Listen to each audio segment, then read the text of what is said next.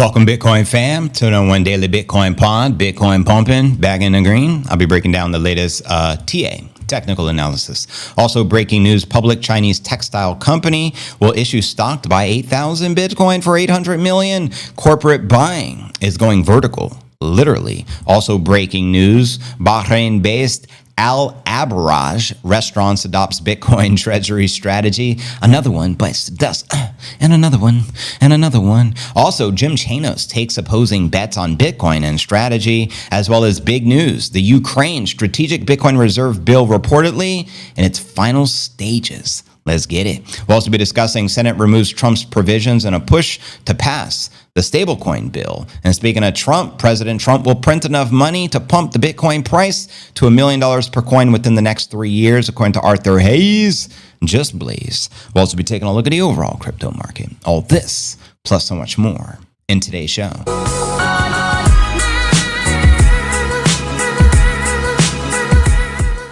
If you're new to the channel, important, smash the likes, go ahead and subscribe, then ring the bell, turn on all notifications. That way you receive daily premium crypto newsletters every single day, 7 days a week, just like this. Today is pod episode number 1992. We're eight away from episode 2000, which is crazy to think about. But nonetheless, we're still here, fam, going strong. Bitcoin's doing its thing. It is pumping on the day. I'm your host, JV. It's May 15, 2025. A lot of bullishness in the markets, which we love. Bitcoin back in the green as well. Let's kick it off with our market watch, as we do every day. You're looking at Coin 360 here on your screen. We got the pretty little bitty up 0.5% on the day, trading above 1037 at the time of the live stream. Ether pretty dead even on the day, trading back above 2500. Had a big come up in the past week. BNB barely in the green, while Solana, Cardano, Tron, XRP all correcting and in the red. And checking out CoinMarketCap.com. The current crypto market cap, 3.33 trillion. Bitcoin market cap above 2.06 trillion. We have roughly 121 billion worth of volume for the past 24 hours, down 18% on the day, with the Bitcoin dominance coming in today at 61.9% and the Ether dominance at 9.4%. Checking out top 100 crypto gainers past 24 hours. We got Helium leading the pack, up 7%, followed by KuCoin token up 4% and Bidget token. And these are basically some exchange tokens also in the green, but like I said, the bulk of the market correcting in the red, so very modest gains for the gainers on the day. And checking out the crypto bubbles, we get a visual perspective of how the market is reacting on the day. Safe to say 85% of the market correcting and in the red. And zooming out for the weekly, I would dare say 90% of the market in the green. Zooming out on the monthly, very similar, maybe even 95% of the market pumped up on some steroids. Just saying. And checking out, where should we check out next? The Crypto Greed and Fear Index. Today we're 70 in greed. Yesterday 73, that's because 65. And a 6 plus 5 is an 11. Another divine omen. And checking out the infamous time chain calendar. We have 153,158 blocks until halving of 2028. We're currently on block number 896,842, and you can currently exchange one fiat monopoly dollar for 977 sats. So pick up the sats, put down the gats, and pick up some Bitcoin caps from my man Sergio. Exclusives over at bitcoincaps.net. Cop yourself one of these President Bs with the awesome El Salvador Bitcoin country flag. Represent. We're gonna continue with our TA, aka astrology for the baddies. And we'll also pull up the live charts as we always do after the infamous freeze frame, of course. So your headline, as you can see here, Bitcoin looks redonkulous as the bulls attempt 2 trillion market cap flipper. That's right. We're flipping like the new Scottie Pippen in this piece. Analyst Philby, who I've actually had on the show a few times. Shout out Phil. 100,000 battle this time is no different. Bitcoin has begun to consolidate after making rapid gains this month, with the area just north of 100,000 seeing choppy, bitty price moves. And for the analyst, the current market behavior is about more than reclaiming 6 figures. Bitcoin's market cap is fighting to flip the 2 trillion mark from resistance back into firm support after losing it at the start of February. Bitcoin's currently at 2 trillion resistance. By the way, it is not just 100,000 as outlined here in the Bitcoin market cap one-day chart. The tug of war comes as Bitcoin's dominance of the overall crypto market begins to fade, leading some to anticipate the reemergence of alts. And as you know, the Ethereum, which is the second largest crypto, the biggest altcoin there is, it was all the way down to like a 7.0-ish dominance, which is the lowest it's been in years. And it just soared a couple of percentage points in the past couple of days. So hence the Bitcoin dominance has dropped a bit. Given his thoughts on the largest alt Ether versus Bitcoin, he said that the trend changed once Bitcoin reclaimed 0.03, a level also seen in early February. Zooming out, the implications of the Bitcoin definitely leaving 100,000 behind our plane, quoting the analyst. $1 or 100 is normally a sticking point for most assets due to humans.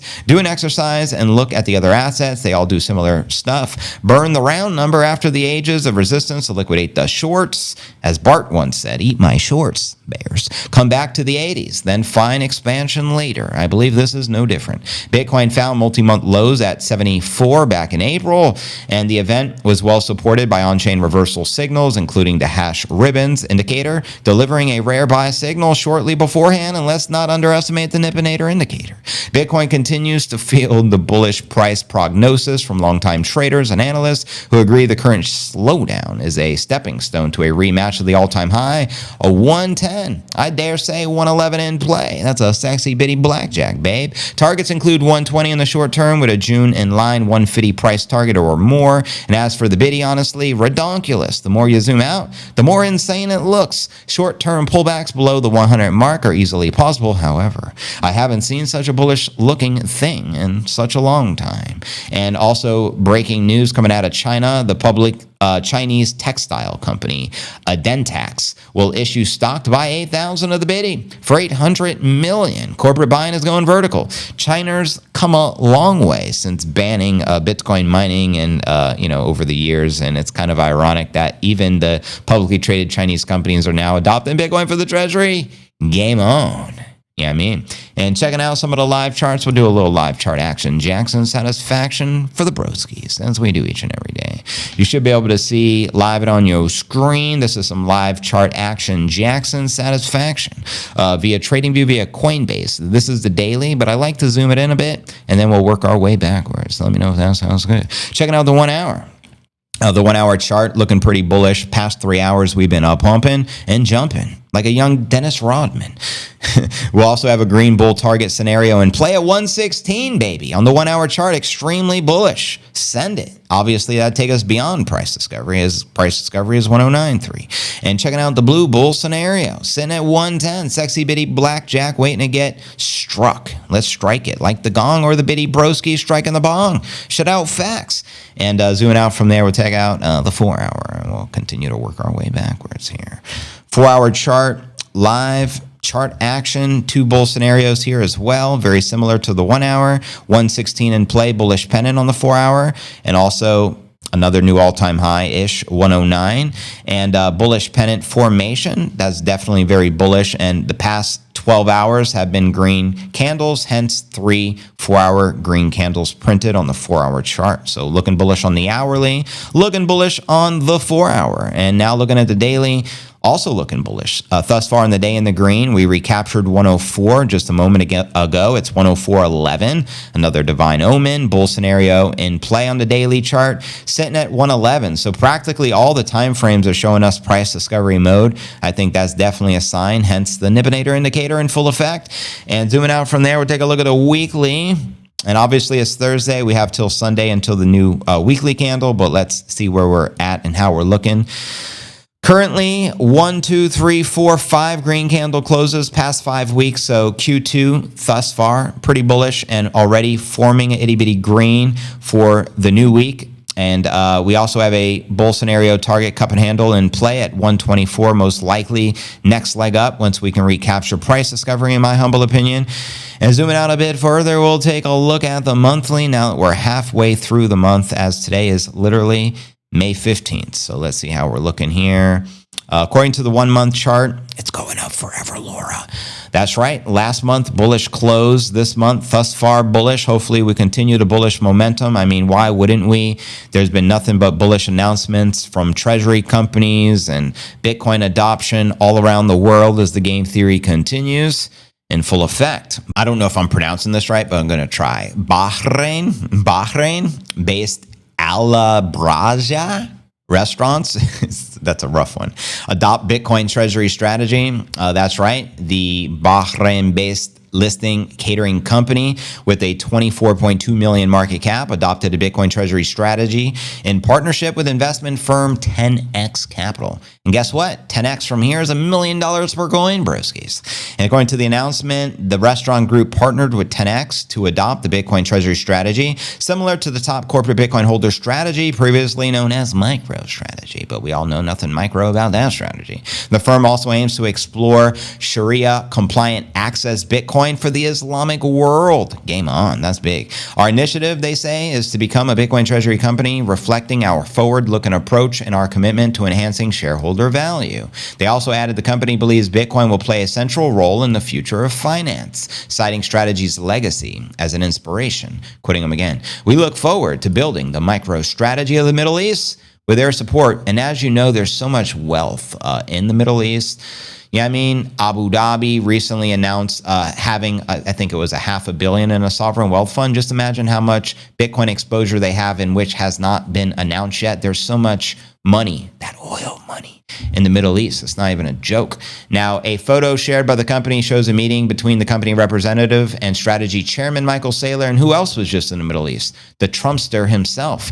And as they shared here, the company, big shout out to the legend, Mikey Saylor. Your laser-eyed conviction lit the path. The company of ours, Al Abraja, just became the first public company in the Middle East to adopt Bitcoin treasury strategy. We are stacking sats and let the dominoes fall. This is major. Now, the restaurant group made the initial investment of 5 Bitcoin and announced the intention to keep accumulating more. The decision is reportedly a response to the evolving financial landscape and growing institutional interests. The company plans to allocate a significant portion of its corporate treasury into the preload biddy. Why? It's going up forever, Laura, making it a primary reserve asset. They said they pride themselves on being profitable with $12.5 million of earnings before interest, taxes, depreciation, and amortization reported in 2024. The company also said it hopes to strengthen its portfolio and expand into the finance industry. And as part of the initiative, it plans to develop its own Sharia-compliant financial instruments to tap the Islamic market. How many Muslims are there in the world? I dare say it's probably the biggest religion. Correct me if I'm wrong, folks. I'm assuming over 1 billion out of an 8 billion population, maybe even 2 billion. I don't know. That's why you guys let me know. So if it's Sharia compliant, and which it is, we already know it is, then they have the ability to ape into it. So let's do it. The firm's partnership with 10x Capital eases its introduction into the Bitcoin market and digital asset treasury management. I dare say if Muhammad was alive today, the Prophet Muhammad, he'd be all in on the Bitcoin. Tell me if that's not Sharia compliant, fam. The same company advised Nakamoto in its recent $710 million raise. And I also say the same for Jesus. If Jesus was alive today, he'd be stacking the Bitcoin. On May 12th, healthcare service provider KindlyMD merged with Bitcoin native holding company, which we covered a couple of streams ago. That was massive as well, to form a Bitcoin treasury named Nakamoto with David Bailey as the CEO. And he's the guy responsible for helping to orange pill Trump and to get him to speak at the Nashville event. He's also the CEO of Bitcoin Magazine, big component here for the Bitcoin community. Now, these particular restaurant group plans to rely on a 10x Capital to help it raise more capital to acquire additional biddy, increase in the Bitcoin per share ratio for investors. 10x Capital CEO Hans Thomas highlighted that the deal provides potential Bitcoin exposure to the entire Gulf Cooperation Council, quoting them here. The GCC has a combined GDP of over 2.2 trillion, and hence, ironically, Max Kaiser's target for this cycle is 2.2 million per coin. Larger than Canada, Russia, Italy, Brazil, Australia, South Korea, or Spain, the sovereign wealth exceeding 6 trillion, yet until now lacked a public Bitcoin treasury company like MicroStrategy. So game on as the biddy adoption continues all over the world. But anyways, now regarding a big short, I'm not familiar with this guy, but I saw Max responded to this guy. And apparently some guy named Jim Chanos takes opposing bets on Bitcoin and strategy, which means he's shorting Bitcoin and MicroStrategy. You must have a set of kahunas on you to be that stupid. But I found this entertaining. So let's dive into this next story of the day here. Prominent short seller Jim Chanos, once a vocal critic of Bitcoin and crypto, revealed a new trading play that involves shorting shares of MicroStrategy and buying Bitcoin. Okay, that makes more sense. So he's shorting MicroStrategy to buy Bitcoin. I still don't understand that, because my understanding is if Bitcoin does well, strategy does well. And actually, strategy will outperform Bitcoin as it's a leveraged Bitcoin play. However, let me read into this. At the Sohn Investment Conference in New York, Chanos told CNBC he's selling MicroStrategy stock and buying Bitcoin. The investor described the move as buying something for $1 and selling something for $2.50, referring to what he sees as a significant price mismatch. He argued that strategy is selling the idea of buying Bitcoin in a corporate structure, that other companies are following suit in hopes of receiving a similar market premium. He said that this was ridiculous. He described his trade as a good barometer of not only just the arbitrage, but I think of retail speculation. His recent move assumes investors overpay for the Bitcoin exposure through the corporate wrappers like Strategy and other firms that follow its Bitcoin accumulation blueprint. The investor's move reflects a stance that purchasing Bitcoin directly would be better than purchasing Strategy stocks for indirect Bitcoin exposure.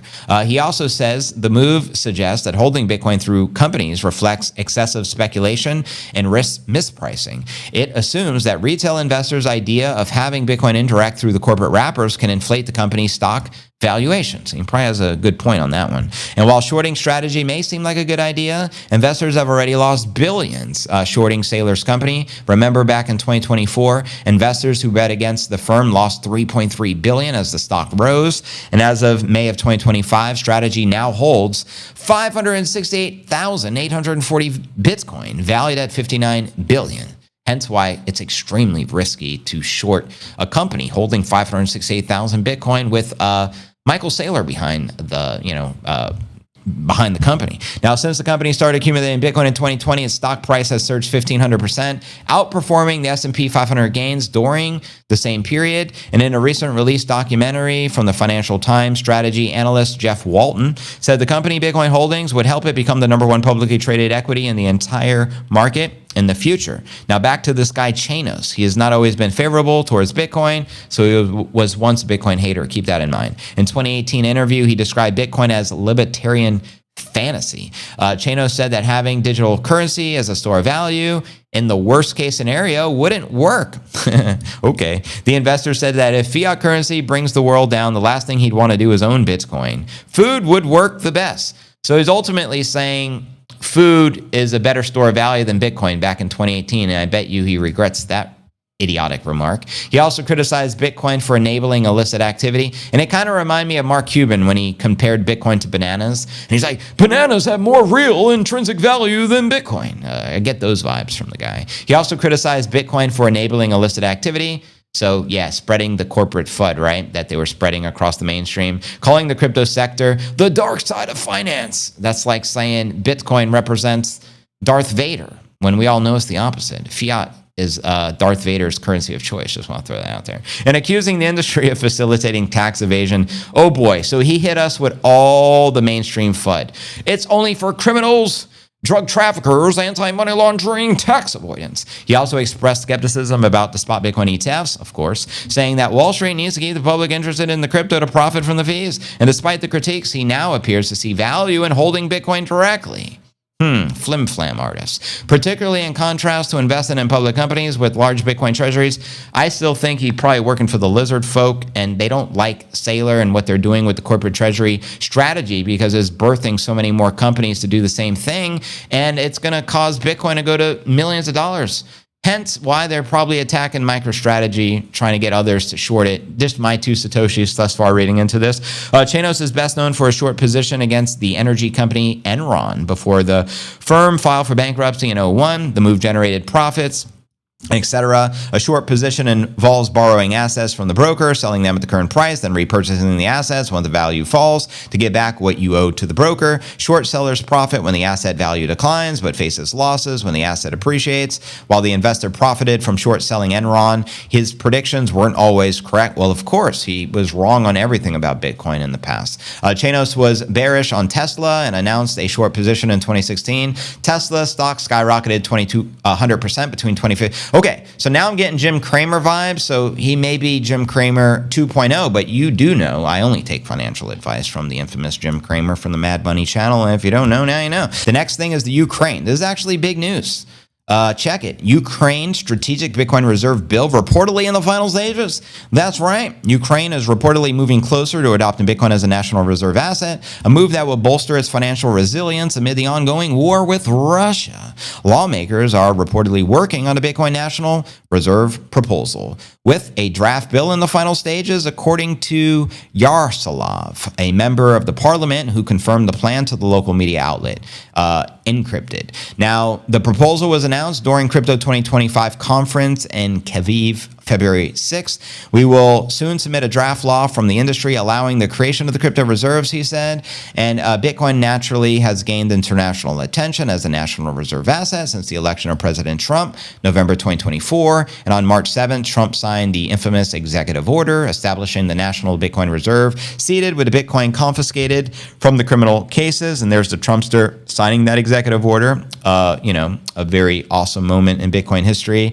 And a month later, Swedish MP Rickard Norden issued an open letter urging Finance Minister Elizabeth to consider adopting Bitcoin as a national reserve asset, citing its growing recognition as a hedge against inflation. And while the Ukraine's push for a national Bitcoin reserve marks a potentially historic shift to the crypto policy, it may require significant legal change. According to the regional head of Central Asia and Africa at the crypto exchange, Binance, we commend Ukraine's ambition to establish a strategic crypto reserve, he shared. Implementing such a reserve would necessitate significant legal changes, indicating that this process will not be swift. He added another positive aspect is that the initiative will likely lead to greater regulatory clarity in the Ukraine, as the government will need to articulate its stance more clearly. Ukraine was reportedly planning to legalize crypto early 2025 with the finalization of the draft bill in coordination with the National Bank of the Ukraine and the IMF.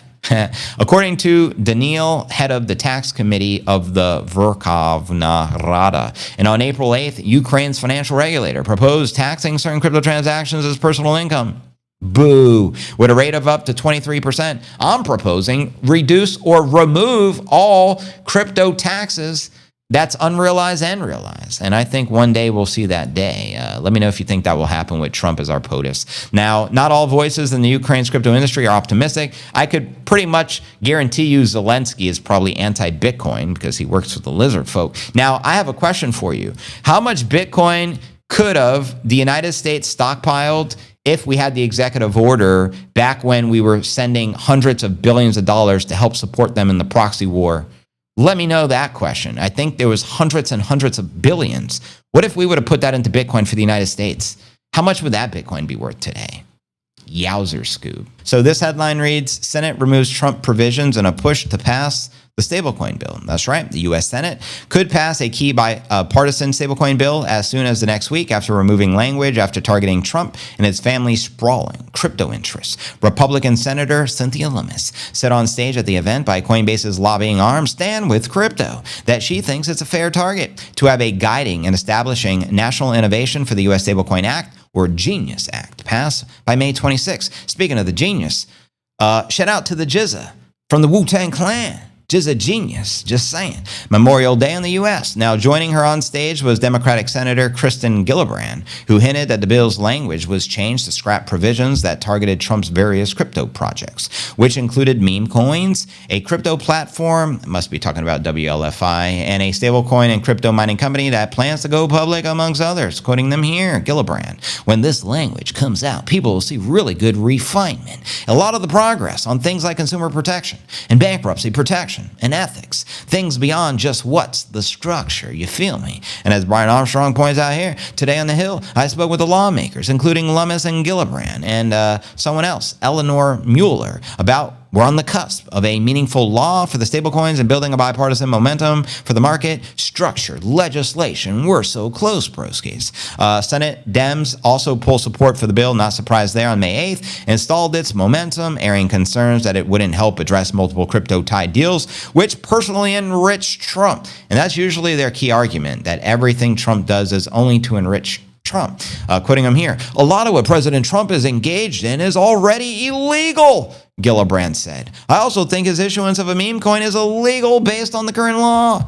Quoting them here, it is literally offering anyone who wants to curry favor with the administration to just send him money. That's about as illegal as it gets. I am not worried about this bill having a deal with all the President Trump ethic problems. What this bill is really intended to do is regulate the entire space of stables. Gillibrand said the revised bill includes some ethic requirements, but was not an ethics bill. If we were dealing with all President Trump's ethic problems, it would be a very long, detailed bill. Coinbase CEO Armstrong, also on stage, was hopeful the Senate would vote on the stablecoin bill early next week. We shall see.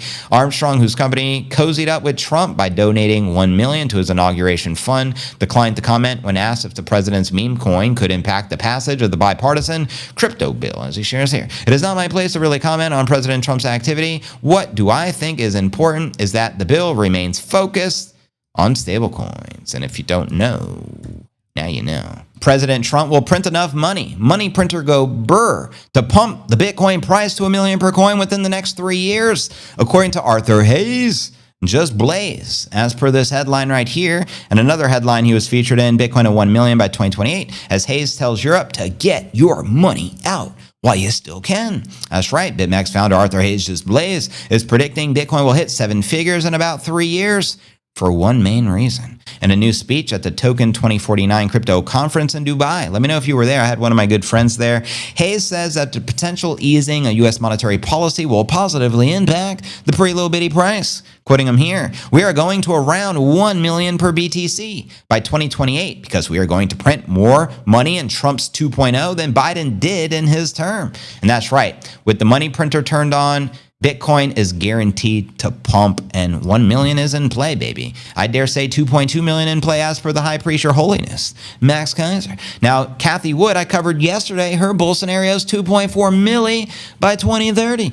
Hayes predicts that Trump and his admin will inject liquidity into the market to prop up the economy, most likely, especially around the midterm elections in 2026 to help Republicans win their seats. Historically, easing monetary policy has sent the bitty to new all-time highs. He also says that one possible catalyst that could spark Fed money printing is if the U.S. and China trade fall apart. Quoting him here, what happens if the China-U.S. sort of divorce goes badly? That's funny. And both sides stick to their own guns and don't want to compromise. Well, are Trump and the Republicans going to not try to win the 2026 midterm election? Of course not. They are going to do what they need to do to stimulate the economy, to create the impression of growth and strength so that they get reelected, just like any other politician. And so because of this secular change in the relationship between the two largest economic and military powers is going to be funded with printed money, Bitcoin is going to go much higher than it did from 2022 to 2025. And that, ladies and gents, is a road to 1 million per coin. Let me know if you agree, disagree with Arthur Hayes Just Blaze, and some other quotes that he recently shared. Foreign capital repatriation and the devaluation of the gargantuan stock of the U.S. Treasuries will be the two catalysts that will power the pre-low bitty to 1 million per coin sometime between now and 2028. So don't get it twisted. It doesn't mean we don't hit 1 million until 2020. It can happen anytime between now and then. And that's the bigger picture. He also says, I say 2028 because that is when the next U.S. presidential election occurs. And who knows what type of politician will win and what policies they will enact. He also says, for you Euro poor peens, poor peens, those government practice, whose government practice a less effective form of communism than China, don't expect the European Central Bank to learn this lesson without trying. Therefore, get your money out now. So he's ultimately warning people in Europe and over there in the UK, etc., to get your money out of the bank. I dare say no matter where you are in the world, you've been warned. Only keep in the bank what you can afford to lose, because we all know the infamous metaphor, storing Bitcoin or hoarding, hoarding fiat In the bank, what do we call those folks? It's like a melting ice cube. You're guaranteed to lose to inflation, and your purchasing power is mathematically guaranteed to decrease as the money printer continue to go brr. Hence, Bitcoin, polar opposite. Your purchasing power mathematically guaranteed to increase against the US dollar. And all you got to do is look at how many Bitcoin did you need to purchase a house 10 years ago? How many Bitcoin did you need to purchase a house 5 years ago? And how many Bitcoin do you need to purchase a house today? That's because the purchasing power continues to go parabolic as the fiat currency of the dollar continues to lose its value. Hence why, a carton of eggs here in Puerto Rico is currently $20 I just paid the other day for like 24 eggs, almost $1 an egg. So yeah, 10 years ago, shit, you can get a dozen eggs for like a couple of bucks. So are eggs the new Bitcoin? Is unvaxxed sperm the new preload biddy? What are your thoughts, family? Is teeth just as scarce as Bitcoin?